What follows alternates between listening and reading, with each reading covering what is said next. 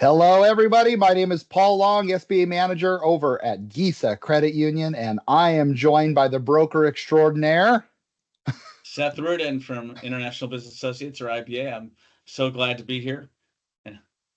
And definitely, Seth and I enjoy training and educating. That's a big, great reason to use us, whether you're selling your business or need financing. That's why we like doing these videos. And in this video, we're going to talk about deal or no deal. What SBA lenders want in your agreement. But we're going to dive pretty deep in some topics in your agreement because let's be real, a purchase agreement is the most important document, in my opinion. It really sets the tone for everything. Wouldn't you agree, Seth? Absolutely. This is the binding agreement that, post sale, if there's an issue, your lawyers, and if hopefully never gets to a point where there's a judge, but that will be the agreement. It's not going to be on an oral conversation. It's going to be what was in that definitive purchase agreement. You mean there's no handshake agreements in buying a business? There should be. And personally, that should govern how the lawyers are told what the deal is. But true. But ultimately, it's the legal documents. Gotcha. So tell us a little bit about what's most important from a buyer's perspective of what should be inside that purchase agreement, Seth. Sure. And it's hard to say it's not just also both the buyer and the seller, but true. So first thing, what type of sale is this? Are we calling it an asset sale or an equity sale / stock sale? And I believe we have some videos that we did previously on the difference between the two. Yep. The second, what are the commercials or the purchase price? How much are they going to put down? What's the total price? Does it include inventory or not? How are they going to fund it? Are they bringing an SBA loan plus their deposits and down payments, or are they paying all cash? Is there a seller note involved? All those things, so it's really clear as to who paid and when. Yep. We need to if it's an asset sale, then we need to allocate the purchase price. So we're going to take the equipment, furniture, and fixtures and give that its portion of the price. We're going to do the same thing for inventory, a non-compete, as well as goodwill. That's important for paying your taxes. I want to talk about allocations here a little bit deeper because I think this gets overlooked often. And especially again from a buyer and seller, and correct me if I'm wrong, Seth, on this, but the seller has a vested interest in a certain value for their taxes of the allocations. The buyer has their reasoning because they have to pay income tax on those allocations. So it's always, what's the value? And of course, our friends at the government say that it should be fair market value, but well, that doesn't always happen because it's exactly the issue with that is the word fair. Exactly. So, with allocations, it's really important to do that right and to work with the seller and buyer and come up with that, as soon as possible, because greedy lenders like me really need to know those numbers as soon as possible. Well, the clients should always engage a CPA, certified public accountant. That's their expertise. Amen. The banker and the broker, like myself, and the attorney are not licensed in that capacity. We do know, very true. Empirically, right, the key things about it from negotiations, right? So obviously the seller wants as much in goodwill or in inventory so that they pay as minimal taxes. The more that's in equipment, the higher the taxes to the seller, typically, right? Under an asset sale, the buyer wants to be able to depreciate as much as he can or she can. And as a result, they'll want to see more into the equipment, fixtures, furnitures, and any leasehold improvements that they've made. They'll want to see some allocations to non-compete sometimes. So it's really important. It's a negotiation. It could hold up the sale. It could even kill the sale, to be frank. Absolutely, it can. And then there's transfer taxes that are, not on the face of this. The transfer tax in some states for some types of businesses, there is a sales tax that is paid. Typically, that's paid by the buyer. At some negotiations, it does occur where there's sharing of that between the seller and the buyer, but typically it's the buyer that pays it. This is why you get a CPA, right? We are not CPAs. We are not here to give legal advice, but definitely work with your CPA and attorney on that for sure. Exactly. We talked about the payment method and the type of assets. It's also important what's excluded in the sale. You Yeah. know, if you've been in your business for 45 years and you have art on there from customer gifts, or your daughter's painted it, you want to take it home. So it's important that you identify that up front so that there's no debate post sale that you took out, a key piece of equipment or painting that the buyer didn't understand. Obviously, you can't take out, a CNC shop, all the CNC machines unless all the parties agree to it up front.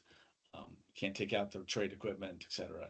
Um, One thing to add to that that I see very often in purchase and sale agreements that's excluded in the sale is the owner's vehicle because they run yeah, that owner's vehicle through the business often. And well, are they giving that as a part of the deal or are they going to keep their rig? So that's a big one. same thing with their phone and computers and their phone number, Oh, that's true. personal. That's true. Seller assurances and buyer's assurances, they both make promises and commitments around Yeah. what lawyers will say representations, warranties, and indemnifications. If you have a business that has warranties and, customer deposits or rewards programs, you need to consider these things as well. So that Mhm. should be included in there. Paul is going to talk about some of the post sale obligations around, uh, in addition to what I just talked about, but around transition support. Yeah.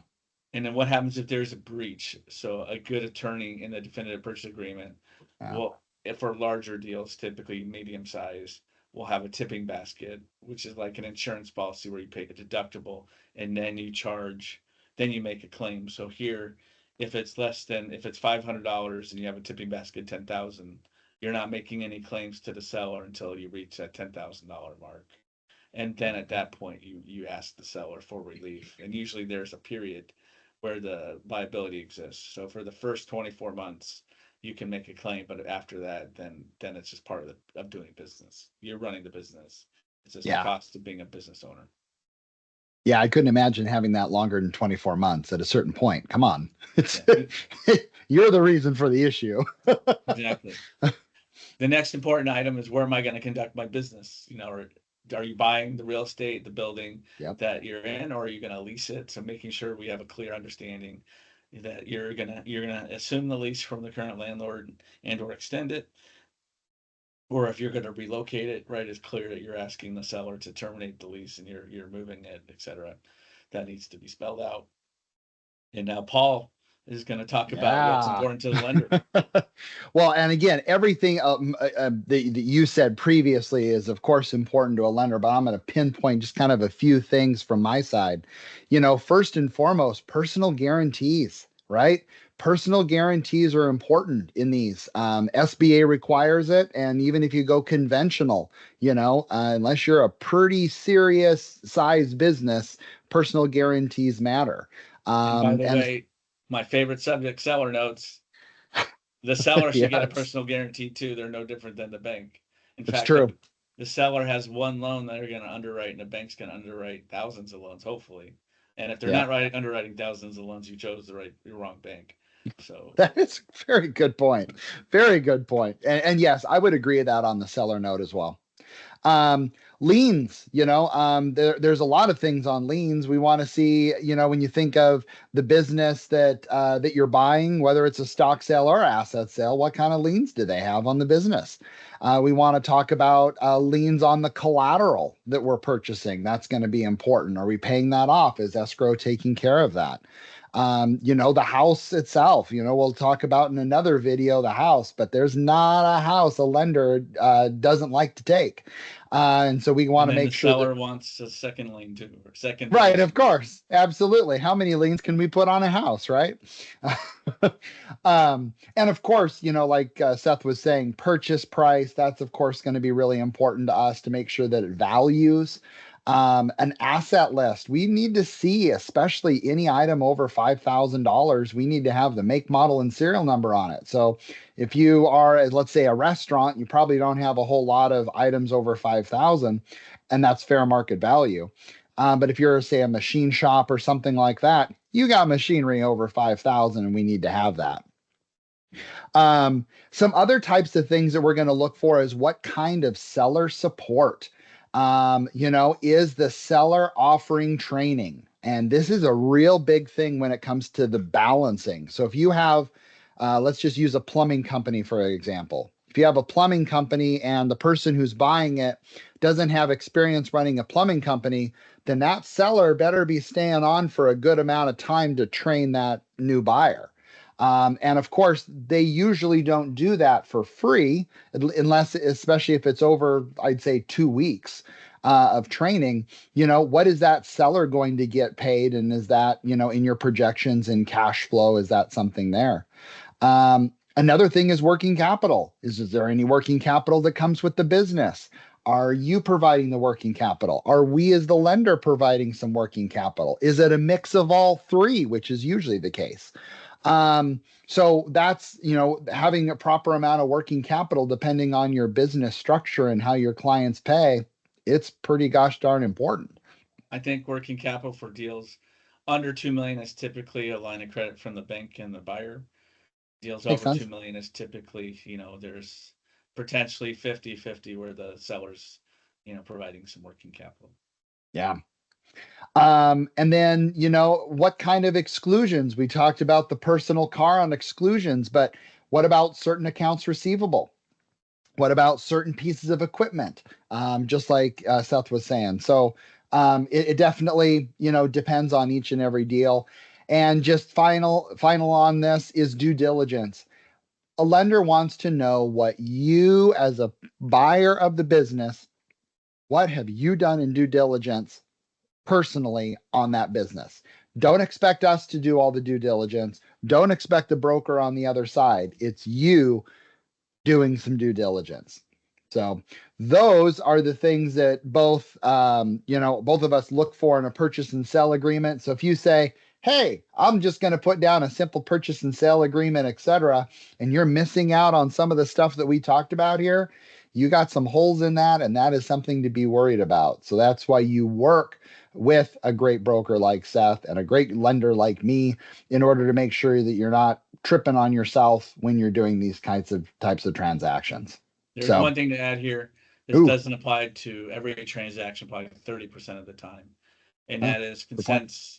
Sometimes it's a franchise being resold. The Good point. franchisor or large customer needs to, to approve whether it's change of control or assignment, um, that they need to opine. That's a good point. So, and every deal is a snowflake, right? It's everything's different. Yeah, again, that's why you work with good people. So, again, Seth and I love sharing our information with you to have you make an educated decision. And if you are in the Pacific Northwest and need assistance, we are your go-to team.